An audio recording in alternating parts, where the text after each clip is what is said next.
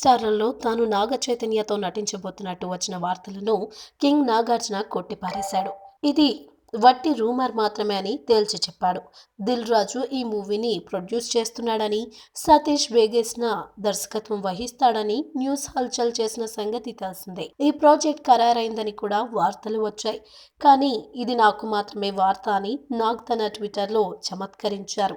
ప్రస్తుతానికి తన తనయుడు చైతుతో తిరిగి మల్టీ స్టారర్లో నటించే అవకాశాలు లేవని పరోక్షంగా క్లారిటీ ఇచ్చాడు నాగ్. అటు ఈయన నటిస్తున్న ఓం నమో వెంకటేశయ్య షూటింగ్ చాలా వరకు పూర్తి అయ్యింది. ఫిబ్రవరి 10న రిలీజ్ కానుంది. ఈ చిత్రం తర్వాత ఓంకార్తో రాజుగారి గది 2 నాగ్ చేయబోతున్నాడు.